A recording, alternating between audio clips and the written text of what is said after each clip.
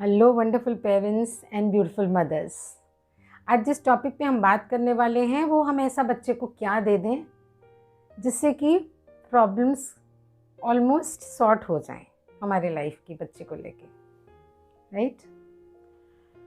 तो आज के सिनेरियो में अगर हम देखें तो हर फैमिली में मेन फोकस बच्चा है, राइट। चाहे वो हाउसवाइफ हो, चाहे वो वर्किंग मदर हो, सबके लिए सारा रूटीन बच्चे के इर्द गिर्द ही हमारा सेट रहता है, राइट। मेन फोकस हमारा वो बच्चा है। जब फोकस है तो पूरा ध्यान उसके ऊपर हमारा रहता है, राइट। और हमारी गाड़ी लाइफ की उस हिसाब से चलती है।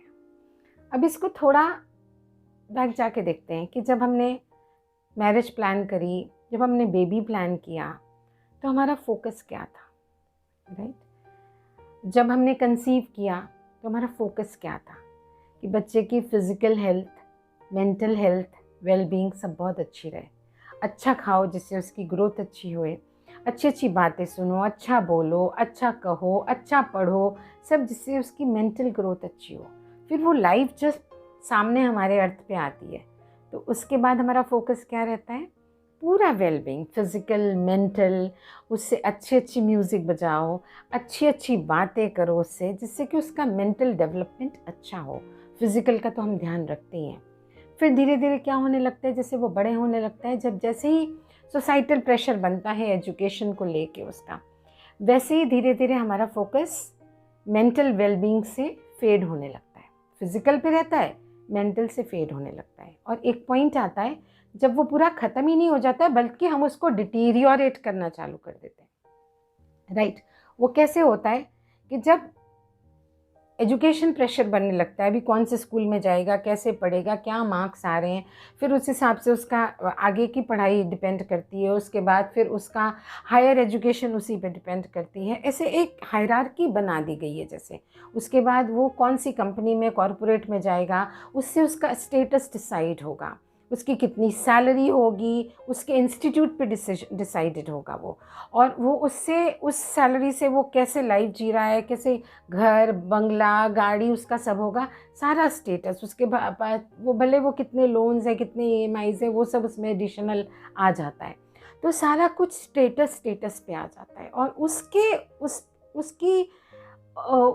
उसके सामने हम ये भूल जाते हैं कि उसके करियर पे और उसके फिज़िकल ग्रोथ पे हमारा इतना ज़्यादा फोकस हो जाता है कि हम उसको लेके इतने परेशान रहते हैं कि हम ना चाहते हुए भी बच्चे को बात बात पे डिसरिस्पेक्ट करते हैं, ह्यूमिलिएट कर देते हैं, उसकी इंसल्ट कर देते हैं। हम कुछ जान के नहीं कर रहे हैं, हम उसके वेलबींग के लिए करते हैं। हमारा पूरा फोकस उसका फिज़िकल वेलबींग तो होता ही है, और उसका जॉब, करियर को लेके हमारा पूरा फोकस होता है। तो मैंने देखा है कि बहुत ज़्यादा बच्चे, जैसे ना कई बार इतने इंसिडेंसेस देखने में आते हैं कि बच्चे बहुत इमोशनली हर्ट रहते हैं। धीरे धीरे जब वो होता जाता है तो बच्चे का क्या होता है, इमोशनल क्वेश्चन एकदम हर्ट होता जाता है वो, और वो एक्सप्रेस नहीं कर पाता है। मैं देखती हूँ कि ये कब होता है। एक तो स्कूल्स में जब जाते हैं, कुछ बच्चों की कंप्लेंट्स आती हैं, तो वो कंप्लेंट्स को हम और उस पे एग्जेजरेट करते हैं और चार बातें बता देते हैं। हाँ, ये उसकी खामियां बता देते हैं, ऐसा करता है, वैसा करता है, वैसा करता है। ऐसे ही पब्लिक गैदरिंग्स में, सोशल गैदरिंग्स में जब हम बातें होती हैं, फ्रेंड सर्कल्स में हमारे बातें होती हैं, तो बच्चों की कमियां हम बताते समय सोचते भी नहीं हैं कि बच्चा हमारे पास खड़ा है या कहीं दूर से सुन रहा है, तो उसके इमोशंस पे क्या उसका असर हो रहा है। मैं देखती हूँ कि सोसाइटी, मेरी खुद की सोसाइटी में मैं देखती हूँ कि आती हैं मदर्स और बच्चों के बीच में, सबके बीच में डांट डूट के, इंसल्ट करके, एक दो लगा के चले जाते हैं और सोचते हैं बच्चा ही तो है, क्या फ़र्क पड़ता है। लेकिन वो पेरेंट्स के साथ कंप्लेन नहीं है मेरी, वो ये उसके भले के लिए कर रहे हैं, राइट। लेकिन ये समझना बहुत ज़रूरी है कि वो बच्चे को कहाँ हर्ट हो रहा है, उसके tender brain and soft heart पे वो कहाँ असर कर रहा है, वो इमोशनली कहाँ हर्ट हो रहा है। और वो उसको एक्सप्रेस भी नहीं कर सकता है क्योंकि अभी उसके पास पावर नहीं है। उसको एक्सप्रेस नहीं कर सकता है, वो बढ़ता जाता है, बढ़ता जाता है, बढ़ता जाता है। और हम ये सब उसके लिए उसको रिपीटेटिव रिमाइंडर्स दे के और उसकी बार बार उसकी इंसल्ट करके, ह्यूमिलेट करके, उसको डिसरिस्पेक्ट करके, उसको जो भी बोल के हम उसके अंदर जो एक लावा भर रहे हैं ना, उसकी कॉस्ट हमें कहाँ पे करनी पड़ती है। बहुत सारे केसेस में मैं देखती रहती हूँ कि ये हम रियलाइज़ नहीं करते हैं उसकी कॉस्ट। जब वो लावा फूटता है ना तो वो डिस्ट्रक्शन करता है, डिस्ट्रक्शन करता है वो बहुत चीज़ों में। वो अभी तो छोटा है, मान लेगा, डांट डपट के पढ़ लेगा, मार्क्स भी ले आएगा, सब कर लेगा, लेकिन व्हाट नेक्स्ट? कोई गारंटी है कि वो हमेशा ऐसे ऐसे ऐसे ऐसे ऐसे ऐसे ऊपर ही जाता है? हमेशा कितने पेरेंट्स को मैं कंप्लेन करते सुनती हूँ, बचपन में तो ऐसा नहीं था, इतने अच्छे मार्क्स लाता रहता, सब होता था, बड़ा होके इसको क्या होता जा रहा है? उसको हम मेंटल डेवलपमेंट से कनेक्ट करते हैं कि अगर उसकी मेमोराइजेशन पर्टिकुलर सब्जेक्ट में नहीं है स्ट्रांग, तो मतलब वो मेंटली वीक है। आपका बच्चा मेंटली वीक नहीं है जब तक कि मेडिकल रिपोर्ट्स ये साबित ना कर दें। Every child is capable, right? तो होता क्या है, यहाँ पे हम रखते जाते हैं पूरा उसके परफॉर्मेंस को और उसकी रिस्पेक्ट को हम एकदम ख़त्म कर देते हैं, राइट?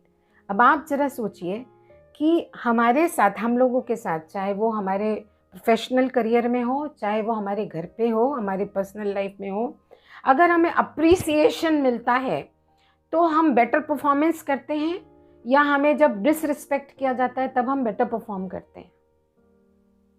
जब अप्रिशिएट किया जाता है तब। नो मैटर व्हाट, हमारे में कितनी भी कमियां हो, कोई भी परफेक्ट नहीं है, कमियां सबके अंदर हैं, you know, faults are by default, लेकिन जो क्वालिटीज़ हैं वो देखने वाले की नज़र में होनी चाहिए, राइट?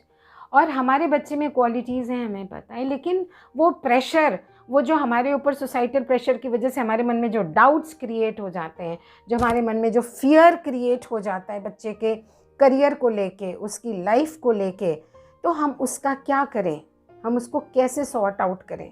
तो वो फियर पेरेंट्स आपको ओवरकम करना ही होगा, वो फियर आपको ओवरकम करना ही होगा, और आपको ये बिलीव करना ही होगा। अगर आप अपने बच्चे की एक खुशहाल ज़िंदगी, जरा विज़न को ब्रॉड करिए, विज़न को ब्रॉड करिए कि ये जो मार्क्स आज जिसके लिए हम दिन रात जद्दोजहद कर रहे हैं, वो पेपर का पीस, जिस मार्कशीट जिस पे उसके मार्क्स लिखे होंगे, वो लाइफ में कहाँ तक, कितने लॉन्ग रन तक काम आ रही है, और जिसके लिए हम उसे दिन रात उसको ह्यूमिलिएट कर रहे हैं, डिसरिस्पेक्ट कर रहे हैं, उसकी कॉस्ट हम क्या पे कर रहे हैं लॉन्ग रन में?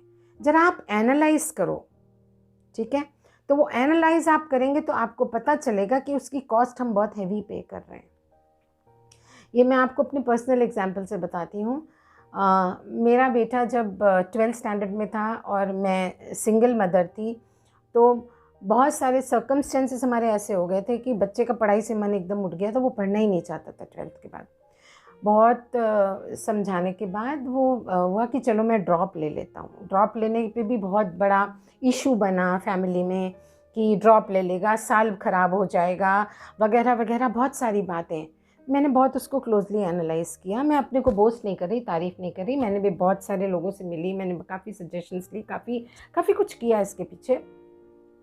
तो वो डिसाइड किया कि, बट मैंने जो पर्सनल अपना डिसीजन लिया वो ये देखा कि ये 1 साल और उसकी ज़िंदगी, दोनों में से ज़्यादा क्या इम्पोर्टेंट है? ये 1 साल जाएगा, 12th वापस दे देगा वो, लेकिन उसका जो इस समय उसकी जो लाइफ है, उसका जो थॉट प्रोसेस चल रहा है, तो उसको मुझे रिस्पेक्ट करना बहुत ज़रूरी है। और जैसे ही जब मैं सुबह से गई शाम को काम पे आती थी, मुझे सिर्फ और सिर्फ कंप्लेंट्स मिलती थी उसकी, ओनली कंप्लेंट्स, कि सारा दिन वो 1 साल में ड्रॉप लेने के बाद उसने किया क्या? लैपटॉप पे खेला सारा साल, और फिर भी वो प्रिपेयर नहीं था 12th का, फिर भी एग्ज़ाम देने के लिए हमेशा ये कंप्लेन मिलती थी, लैपटॉप ही खेलता रहता है, ये लाइफ में करेगा क्या? और मेरा एक ही जवाब होता था, ये लाइफ में जो करेगा ना, वो आप सब देखते रह जाओगे। जब एग्ज़ाम का टाइम आ गया, बोला मम्मी मैंने पढ़ा नहीं है, लेकिन मेरे को आपका एक सेंटेंस वो याद है जो आप बार बार बोलती हो, और मुझे कुछ करना है लाइफ में। और आज वो abroad well settled and he is doing exceptionally well, I can say that, and I feel proud mother for my decisions. So क्या किया मैंने, ऐसा रिस्पेक्ट करी उसकी, respecting and believing in my child, believing in myself कि नहीं वो करेगा। आज वो मार्क्स नहीं ला पा रहा है, उसके इमोशनली हर्ट है, उसको कुछ अंदर प्रॉब्लम्स चल रही हैं जो वो इतना ओपनली नहीं डिस्कस कर पा रहे, बट कुछ तो है which I must respect that life. हमारे यहाँ ये सिखाया जाता है कि हर लाइफ की रिस्पेक्ट करो, एक मच्छर तक को नहीं मारो, तो फिर हम बच्चे को कैसे डिसरिस्पेक्ट कर सकते हैं अपनी। सो मेरी हर एक पेरेंट से यही रिक्वेस्ट है कि बच्चे को रिस्पेक्ट दीजिए, इज़ वर्दी ऑफ रिस्पेक्ट। आज सारा कुछ इम्पॉर्टेंट यहाँ पर है, बट उसकी रिस्पेक्ट, उसके लिए टाइम देना पड़ेगा आपको, टाइम लगेगा, थोड़ा टाइम जाएगा, कुछ हफ्ते जा सकते, कुछ दिन, कुछ महीने, कुछ साल भी लग सकते, डिपेंडिंग अपॉन द केसेस। लेकिन ये जो सारी चीज़ें उसकी पढ़ाई लिखाई, उसके करियर को लेकर जो हमने यहाँ रख रखी है, वो रिस्पेक्ट को यहाँ लाना पड़ेगा। और ये इसकी कोई गारंटी की नहीं कि ये नीचे नहीं जाएगी। और बहुत सारे पेरेंट्स बोलते हैं नहीं परफॉर्म कर रहा है, अब नहीं सुनता है, नीचे चला जा रहा है उसका ग्राफ। लेकिन मेरी एक बात को आप ये बात समझ लीजिए, गारंटीड समझ लीजिए कि जहाँ उसकी रिस्पेक्ट आपने यहाँ लानी शुरू कर दी, तो वो उसका ग्राफ ये अपने आप ऊपर आएगा और दोनों बैलेंस हो जाएगा। एक माँ का कॉन्फिडेंस नालायक से नालायक बच्चे को कहाँ लेके जा सकता है, और एक माँ और पेरेंट का डिसकॉन्फिडेंट, उसकी डिसरिस्पेक्ट जो वो बच्चे की करते हैं, लायक से लायक बच्चे को कहाँ लाके नीचे पटक सकता है, ये आप अंदाज़ा नहीं लगा सकते हो, राइट। सो जो घर से रिस्पेक्ट मिलती है तो बाहर दुनिया रिस्पेक्ट करती है। आप बच्चे की रिस्पेक्ट करेंगे तो मजाल है कि कोई उसकी डिसरिस्पेक्ट कर जाए। जब बच्चे को लगेगा कि मेरे पेरेंट्स मेरा पिलर ऑफ सपोर्ट हैं, मेरी स्ट्रेंथ है, तो वो कैसे भी जी जान लगा देगा आपको रिस्पेक्ट दिलाने में, आपको ग्रो कराने में। लेकिन अगर वही बच्चे को लगेगा कि मेरे पेरेंट्स ही मेरी वीकनेस हैं, मैं कुछ नहीं मैं अपना हार्ट पोर आउट नहीं कर सकता हूँ उनके आगे, मैं उनसे कुछ डिस्कस नहीं कर सकती हूँ, दे आर दैट, तो बच्चे को कहाँ ले जाएगा, कितना परेशान कर देगा, उसको कितनी प्रॉब्लम होगी लाइफ में आगे ग्रो करने में, यह आप ज़रा सोच के अंदाज़ा लगाइए। इसी तरह से अगर जो बच्चे अगर इस वीडियो को देख रहे हैं, तो मेरी उनसे ये रिक्वेस्ट है कि आपके जो पेरेंट आपके साथ जो भी कर रहे हैं वो जान के नहीं कर रहे और आपके भले के लिए कर रहे हैं, तो आप भी उनको अगर उस स्टेट में हैं तो उनको सपोर्ट करिए, आप उनसे खुल के बात करिए, उनसे अपने दिल की बात कहिए, क्योंकि हर बच्चे के लिए उसके पेरेंट्स से बढ़कर कोई बेस्ट फ्रेंड नहीं हो सकता। उसको सही एडवाइस पेरेंट्स के अलावा और कोई, पेरेंट्स ग्रैंड पेरेंट्स के अलावा और कोई नहीं दे सकता, ये बात का ध्यान रखें।